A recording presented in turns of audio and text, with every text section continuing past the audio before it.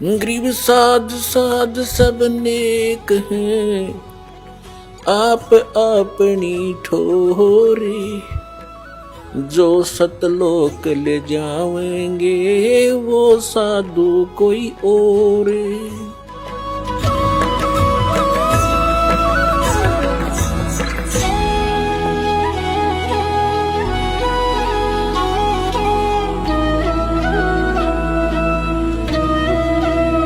परमपिता परमात्मा पूर्ण ब्रह्म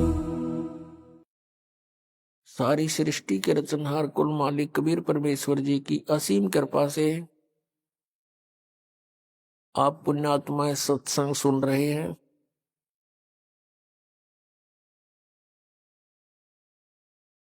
सत्संग में आने से प्राणी को ज्ञान होता है कि मनुष्य जीवन किस लिए प्राप्त हुआ, इसका उद्देश्य क्या था, हम कर क्या रहे थे, हमने करना क्या चाहिए था।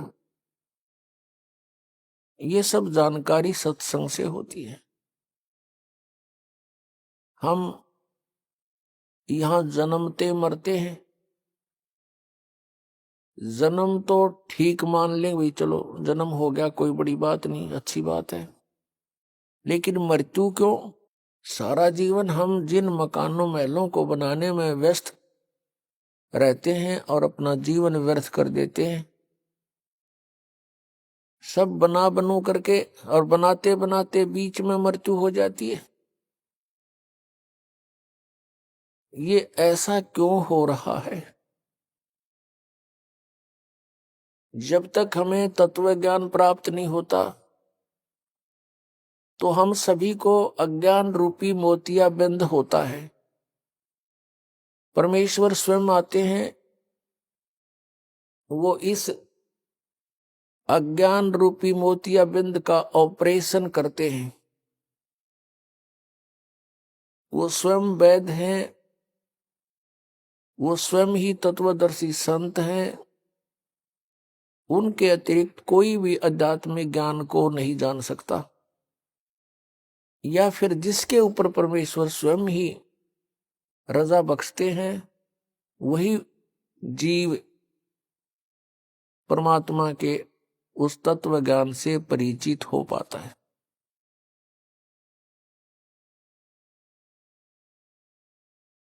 परमेश्वर पूर्ण ब्रह्म कबीर देव जी हैं, कबीर साहब हैं।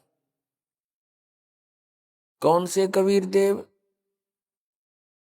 कबीर देव कहो, कबीर साहब कहो, कबीर परमात्मा कहो, ये वही परम पूज्य परमेश्वर हैं जो सर्व ब्रह्मांडों के रचनहार हैं और जो बनारस में, काशी शहर में, भारतवर्ष की पावन पृथ्वी पर एक दानक की भूमिका करके चले गए, एक जुलाहे की भूमिका करके सशरीर आए थे, सशरीर चले गए।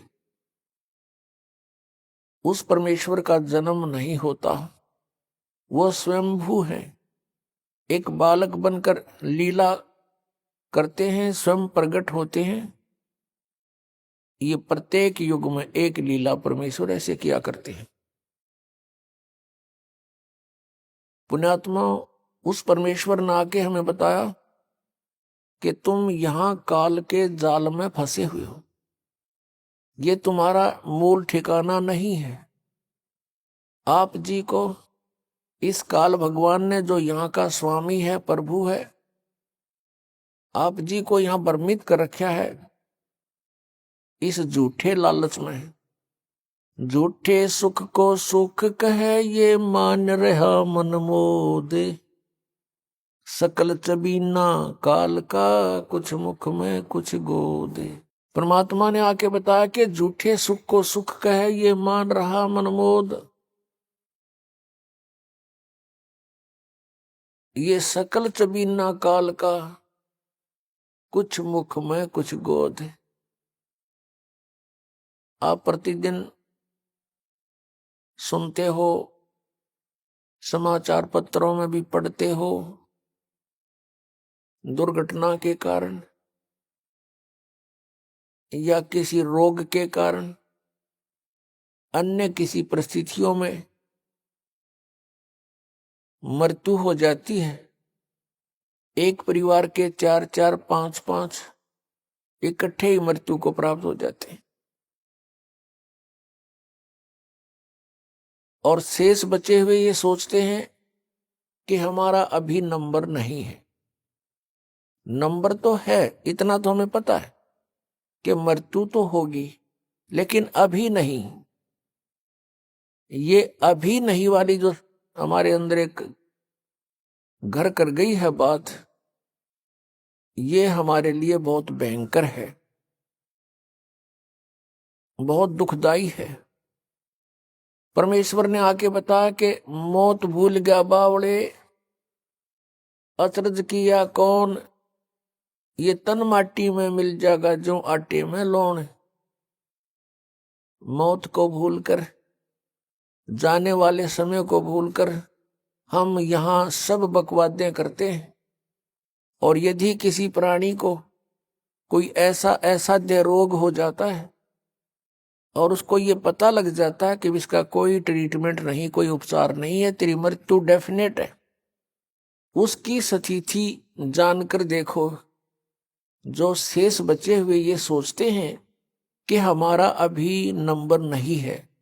उस रोग के उजागर होने से पहले वो भी यही सोच रहा था कि मेरी अभी मृत्यु नहीं है, क्योंकि अभी मैं 40 वर्ष का हुआ हूं और 100 वर्ष तक की आयु मानकर हम यहां सेट हुए बैठे हैं। लेकिन हम भूल जाते हैं कि वो व्यक्ति चले गए जो 20 वर्ष के थे, कोई 30 वर्ष के थे, जिनके छोटे छोटे बच्चे थे, उनको छोड़कर चले गए। अचानक मृत्यु होगी किसी रोग से, एक्सीडेंट से, तो वो भी यही सोच रहे थे कि हमारी अभी मृत्यु नहीं है। पुण्यात्माओं, ये सब काल का जाल है, जीव के बस से बाहर है। इसलिए परमात्मा ने आकर के हमें एक मेथड बताया, एक विधि बताई कि तुम इस विधि से इस काल के जाल को काट सकते हो, इससे ऊपर उठ सकते हो। क्योंकि ये 21 ब्रह्मांड का स्वामी है जो हमको यहाँ रोके हुए है। ये श्री ब्रह्मा, श्री विष्णु, श्री शिव जी के पिताजी हैं और दुर्गा इनकी माता है। श्री ब्रह्मा, श्री विष्णु, श्री शिव जी, रजगुण ब्रह्मा, सतगुण विष्णु, तमगुण शिव जी की। ये 16 कला के भगवान कहलाते हैं और इनका पिता 1000 कला का प्रभु है। और हमारी कोई कलाएं नहीं, हम एक जीव संज्ञा में। तो श्री ब्रह्मा, श्री विष्णु, श्री शिव जी को भी वो ऐसे ही चक्कर में डाले हुए हैं, उनको भी रोका हुआ है। तो हम आम जीव की अब क्या बुनियाद है? 1000 कला का मालिक ये काल है, तो हमने उस असंख्य कला के मालिक की शरण ग्रहण करनी पड़ेगी। उस असंख्य कला के स्वामी के आड़ में, ओट में, उसके सहारे से हम इसके काल के लोक को पार कर सकते हैं।